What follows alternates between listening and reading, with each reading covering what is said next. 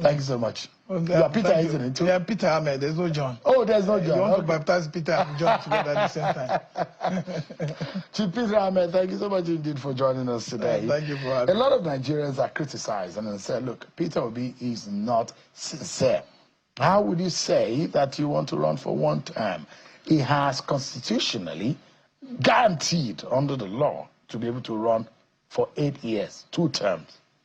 The issue is that people really misunderstand the Constitution a lot. What every candidate that's running for either governor or president has is not a guarantee to 2 term. It's a guarantee 1 term But of you 4 have, years. You have the it's allowance, written in section 35, freedom. section 135, subsection 2, for you to perform for 4 years. And you have the freedom to revalidate that mandate by going back to the electorate to be re-elected.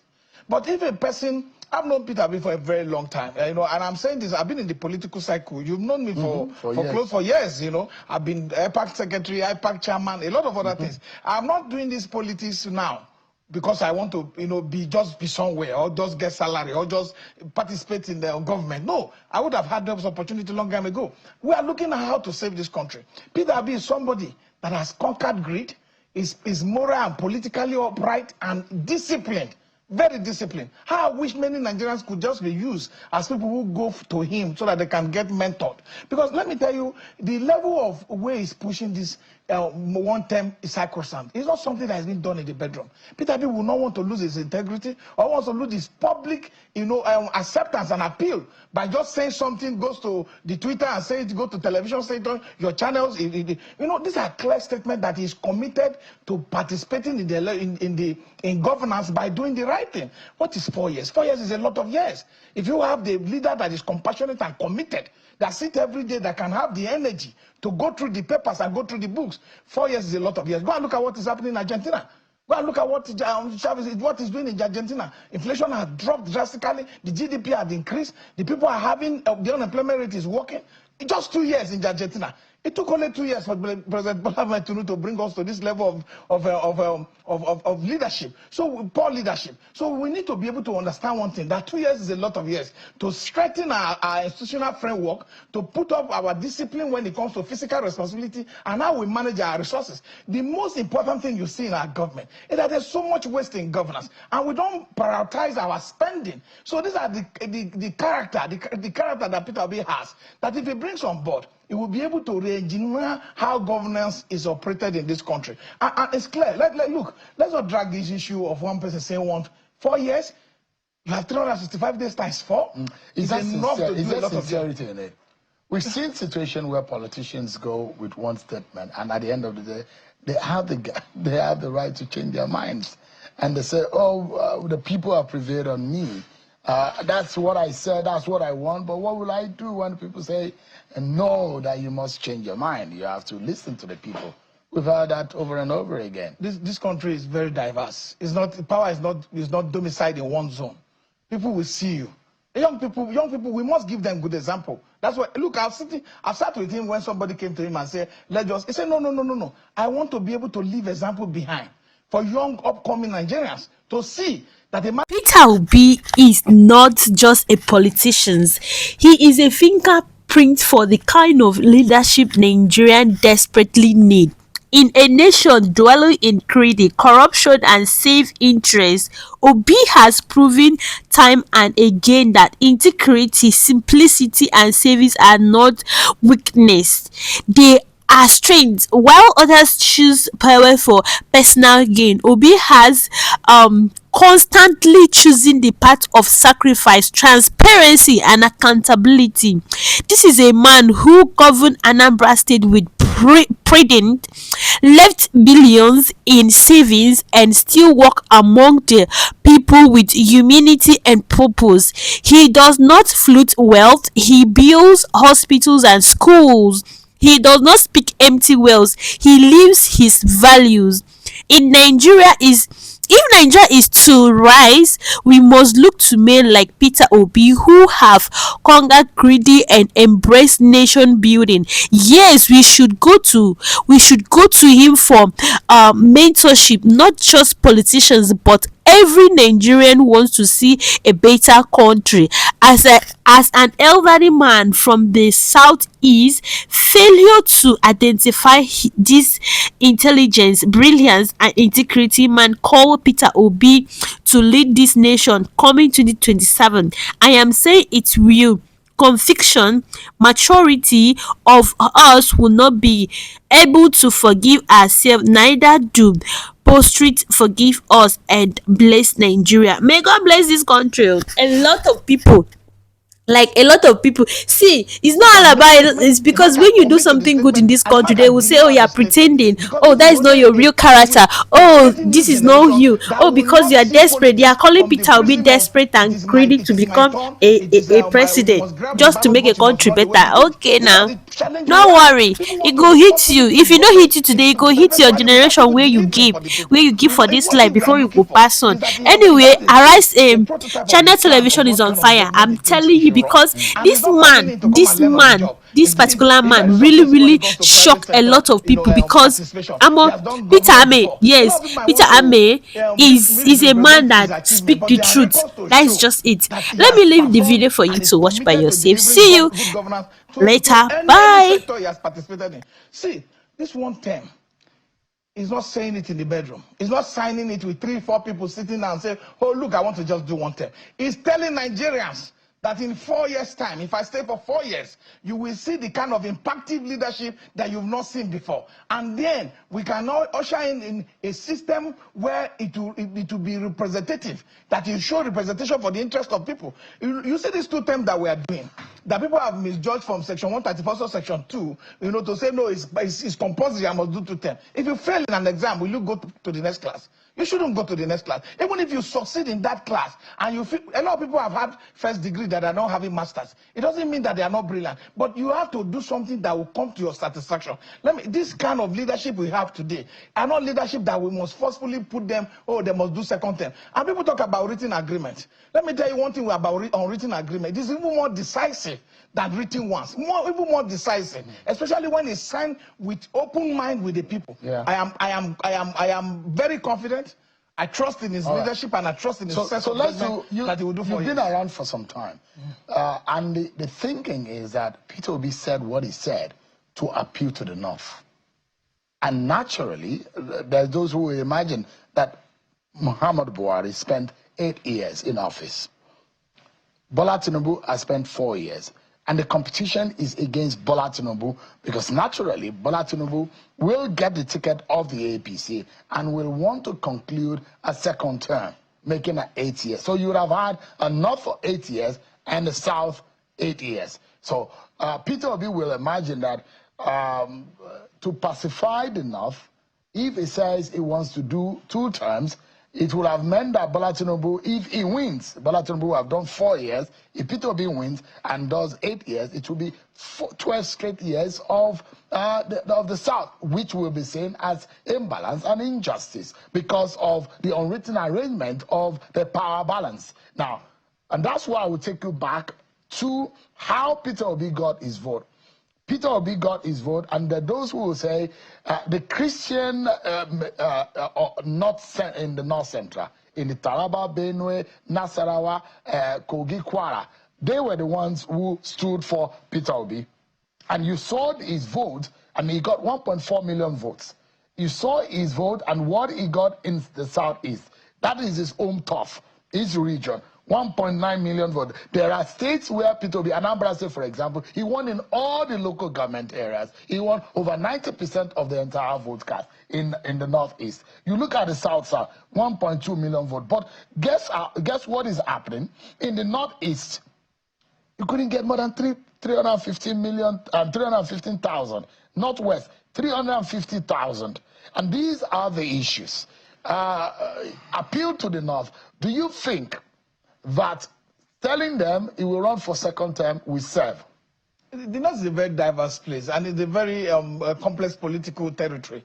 For me, I don't think the North is as difficult as people want to make people to believe. And people talk about this vote. I really don't rely on this data. Why? Because there are other public data that does not tally with the data announced by Inec. But let's leave that as it may be. But the fact is that the northern Nigeria that you see today, where comprising from Kaduna, Kano, Sokoto, and all that, his performance was very clear. Very clear. Even in Plateau, you saw what he did in Plateau. What we are saying is that we want an election that is free, that is fair, that is credible. There are a lot of irregularities that is still hanging on the IRFT today, that if you put them together, you will know that you will sympathize that these votes were totally stolen at the daybreak. Look, there are reports. Have you seen the Premium Times report? Have you seen the BBC report on how elections were stolen? Votes were stolen from Mr. Peter Obi. So at the end of the day, let's not talk about the North as if the North does not understand. The North is even more politically understanding than any other region of this country.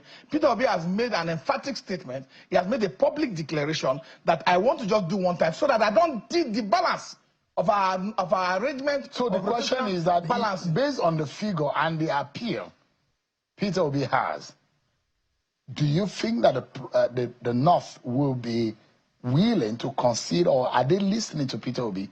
Are they going to be pleased? I see them listening more. The votes are in the north, there's no party today, northwest and in the northeast. There's no party today. No, there's no party today that is discussing about who are in the opposition, that who should run for the presidency, that Peter Obi is not topping the list. Even with survey, you can go and do your own private survey and consult it. See, the clear point today, everybody know, when it comes to public discussion today, Peter Obi has taken over and is in charge of the dynamics leading to 2027 election. It pains me today that we talk about North, we talk about South. In the last election, 44.5% was what Peter Obi got in the South, and he got 15.2% in the North. You are showing Kwankwaso result today. Kwankwaso got 1 point something million in the entire country. We are not discussing that. It's not about the fact that somebody is from Southeast, somebody's from Northeast. It's that we should be looking at compassion. We should be looking at the capacity to have, character, to be disciplined enough to manage our public resources. Because you can't have a situation where our public resources are misaligned, they are misallocated, and they are not directed to priority areas that would have helped the masses to grow. And that is his agenda. The agenda to come, to look at the resources that is available. You can't take decisions, remove fuel subsidy. You do rebasing of the public data we have about our economy, and yet you are not taking mitigating decisions that will help our economy to help the masses to grow. I'm doing political numbers tonight, okay, and I'm putting those figures because those were the election figures, and I'm doing a bit of the breakdown. Let me show you what Bola Tinubu got, and I wish that we could put those figures side by side. In the same North Central, where Peter Obi got about 1.6 million votes right now, Peter Obi got, in the North Central, he got 1.4. But in the North Central, Tinubu matched him with more figures. Tinubu got 1.7 million votes in the North Central. And you look at it, where Peter Obi couldn't be able to stand up more than 300,000 votes, Tinubu got, in the Northwest, 2.6 million votes. In the Northeast, where Peter Obi got 300,000 votes, Tinubu got 1.185 million votes. But Tinubu was roundly defeated, beaten in Peter Obi's domain of Southeast. Tinubu got a paltry 127,000. That means he's very unpopular in the Southeast, although he has governors who are currently holding some state in the South. But even at that, Tinubu and the APC were roundly defeated in the Southeast. So you look at this figure. And in the Southwest, where Peter Obi also got a lot of figure, that is Tinubu's domain. That is the second highest vote by region, geopolitical zone, that Tinubu got. 2.279 million votes. That's what Tinubu. If you look at all of this, you will see that Tinubu is more acceptable in the Southwest, more acceptable in the Northwest, and more acceptable in the North Central. And these are three critical regions where the votes emerge from. If you look at the 10 top states where the votes come from, you find them in these three regions. Let me tell you one very clear fact. The 2023 election, there were dynamics that determined this course. vote that came out from the Northeast and from the Northwest especially. Those confidence, those understanding are no longer there. The vote that came from the Northwest wasn't really coming because Tinubu was the one on the ballot. There were decisions. There were clear decisions within the Northwest, reason why APC should have that vote. But I'm telling you, those decisions are no longer there. That's why you're hearing that the North is not happy with Tinubu. Tinubu has neglected the North. You can't use this data to now be able to judge what will happen in 2027. Because I'm telling you, there's a distinctive difference between what will happen in 2027 than what happened in 2023. Today, as we speak, more people are more enlightened, more people have come to the realization. You know, when you are contesting the election, and you are contesting as somebody who is on office, he must come with his scorecard. It is his record of performance that determines how much vote he's going to get. The people have had a chance to govern for the past 2 years. What are the records? What is the level of human developmental index in this country today? You know, we have data in the public that does not reflect performance for the benefit of people. The masses are suffering. The economy is stagnating. So these are the challenges Tinubu will have going to the next election. So Tinubu, you are of the opinion that Tinubu has been rejected by the North? Completely, by the Nigerian masses. It's not just about the North. So these figures are not stand. Even when he lost in FCT, with all full scale. And he lost in Lagos too. Yes, in full scale. So, and that has not changed because he hasn't done anything. Although it was a marginal loss to Peter Obi, with just a few thousands. I want to rely on the data because it's public available. Peter Obi won there. And those data. But what we're saying Peter Obi won in Lagos. Peter Obi won in FCT. Going to the next election is not going to be the same thing. And that's why you find out that the struggle to try to give appointment, try to change things, try to see whether you can catch up. You can see even the chief of staff is holding meeting with Northern House of Reform who served with him and say, please allow him to go a second time. Don't remove him because they know. Do you think that the people are not happy? Has Peter Obi made more inroads in the North because he did badly? I'm from the northern Nigeria, don't forget. Maybe you might be seeing me because I speak Yoruba. You think I'm from Ogun State. I'm from northern Nigeria. And we know as we speak today that the current available decisions of our people favors Peter Obi. You can decide to say anything. But I know what happened in the North Central. I know what happened in some part of the Northeast. You can see that Bauchi, people weren't even allowed to vote. The videos are in public. So we are going to now challenge this all the illegal processes that was deployed in 2023 to undermine our voters, to undermine the outcome of the election. And we are going to now put up mechanisms in place that will be able to defend properly the popularity that Peter Obi has gotten and the acceptance that Peter Obi has. Is Peter Obi going to the PDP? No, the issue about PDP, the issue about ADC and LP is about issue about parties looking for a credible candidate that can deliver the election for them in 2027. So when PDP is actually cutting Peter Obi? Yes, of course. It's open. It's not even a hidden secret. This is an open secret. But we hear that Jonathan also is interested in PDP. It is Jonathan's fundamental right to run. But you know today what is there, the person that has the momentum, the person that has the public appeal, the person that people feel will be able to cut down the cost of governance. What we have today is a bogus, unnecessary expenditure that government is going into that does not help our people. You can't be buying private jet for 150 billion where we have an extra 8 of it. You cannot be buying kitchen utensils. You can't be buying Cadillac for yourself. You cannot try to be buying all sorts of things that expand the cost of governance. Especially recurrent expenditure. But as of last year, our recurrent expenditure, performed 100%. But our capital expenditure was performing below 30%. So we have a challenge that there's no proper investment in our society. Right. We can't have a system where we have one of the best arable land in the world and we are not manufacturing. We can't have enough food for our people. Today, they have dropped the rice. They tell you the price of rice have dropped, but they're killing local farmers. They open the borders so that rice can just come in. This is what we will not accept, and this is what I know that Peter Obi will not accept. Right. He will invest in local economy, and the economy will be booming enough to be able to sustain the Nigerian masses so that we will not be so dependent on Peter Ameh.